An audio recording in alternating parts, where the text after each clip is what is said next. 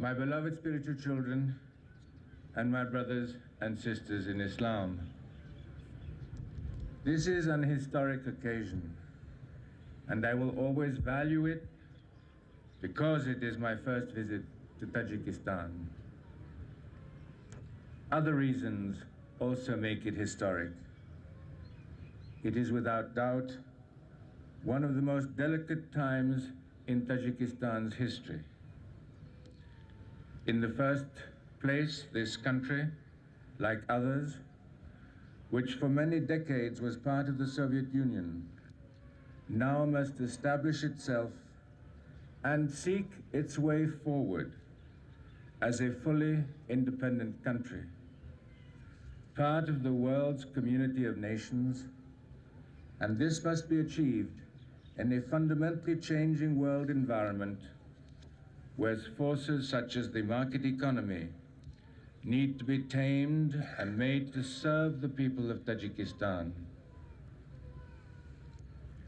Secondly, there is urgent need to bring peace back to Tajikistan so that all can live without fear in a civil society and hopefully will participate in creating a strong national consensus towards modern principles of statehood, including the integrity of the state, multi-party democracy, a free market economy, and equal rights and privileges for all under the Constitution, no matter what the ethnic, linguistic, or religious background of the individual.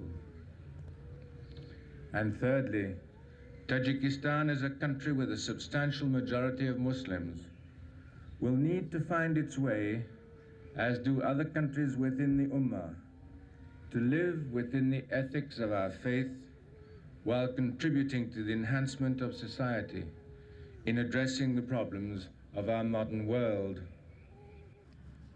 I hope and count on the government of Tajikistan and all other national and international agencies and organizations that have Tajikistan's interest at heart to join us in our endeavors for the future, keeping in mind that in order for countries, institutions, organizations, and programs to be effective, they will need to be increasingly competent in whatever they are doing. For today, and even more so for our generations to come, we will be living in an increasingly meritocratic world.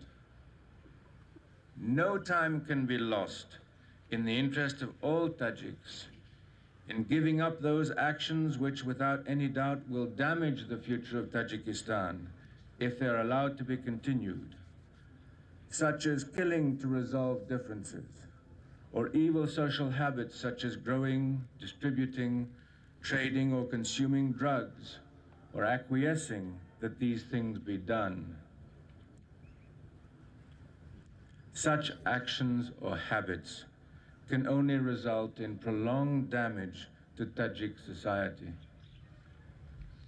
And it is my deepest hope and prayer that your faith, your intellect, your wisdom, and your pragmatism will bring you together, forgiving if not forgetting, the pain and the differences of the past, to a consensus on the principles on which the progress of Tajikistan should be predicated in the years ahead.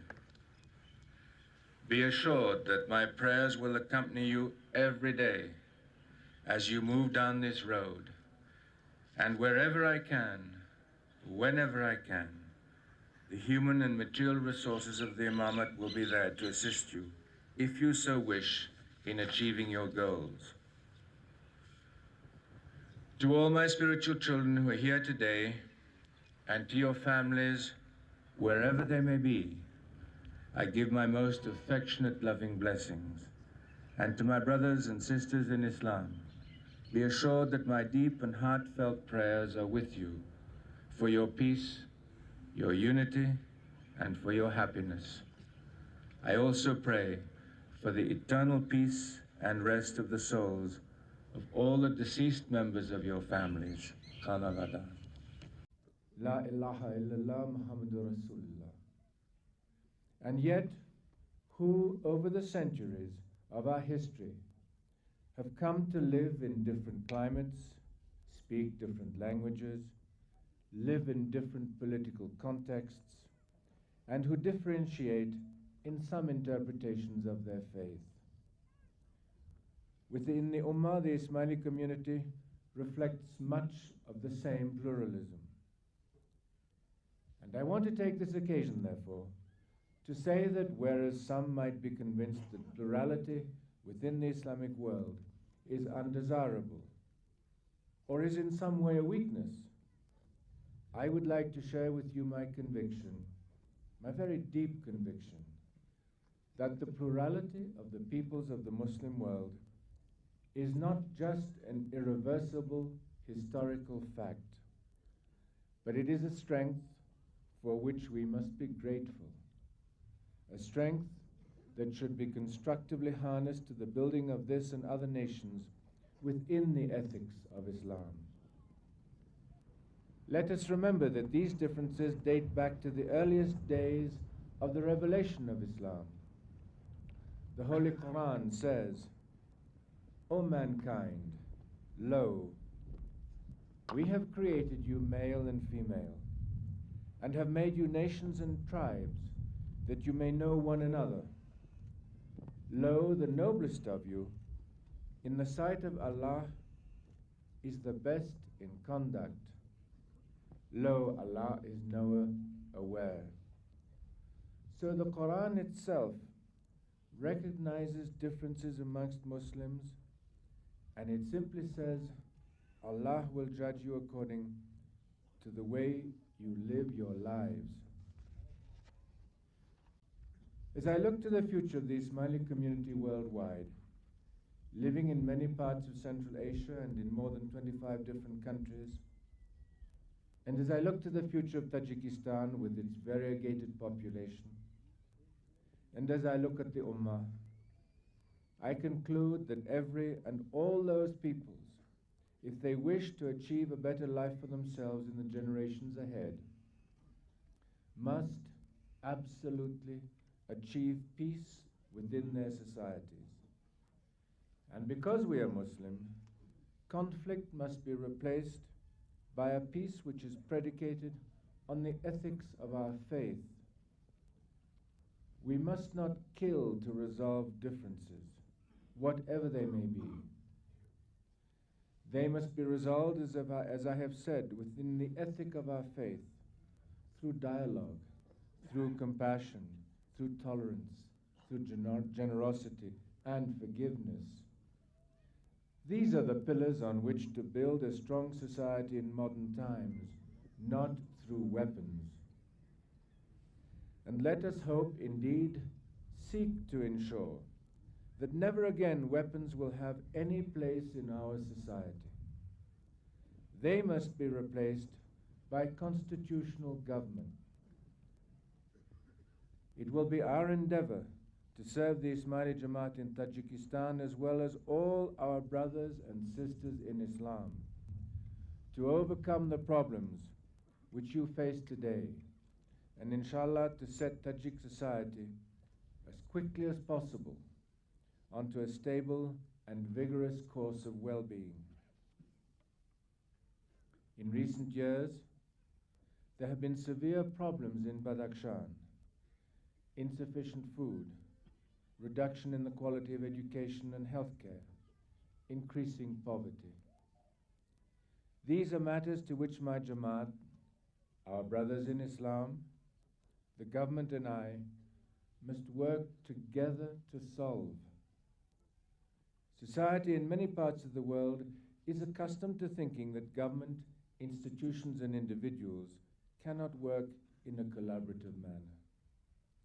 My conviction is that here in Badakhshan we can prove that government, institutions and individuals, all working collaboratively towards common goals to improve the quality of life, is a real, dependable, realizable objective.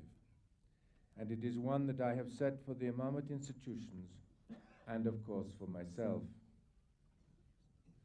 Be assured that my prayers will accompany you every day as you move down this road, and wherever I can, whenever I can, the human and material resources of the Imamate will be here to assist you, if you wish, in achieving your goals. To all my spiritual children who are here today, and to your families, wherever they may be, in Murgab, or in other parts of Badakhshan, or even other parts of Tajikistan, or even from outside Tajikistan, I give my most affectionate, loving blessings. And I would wish you to convey those blessings to your families and your Jamaats when you return to them. And to my brothers and sisters in Islam, here and in those areas of Badakhshan which I will unfortunately not be visiting, be assured that my deep and heartfelt prayers are with you for your peace, your unity, your happiness, for your worldly success, for your good health, and for Mushkil Asan. I also pray for the eternal peace and rest of the souls of all the deceased members of your families. Khanawada.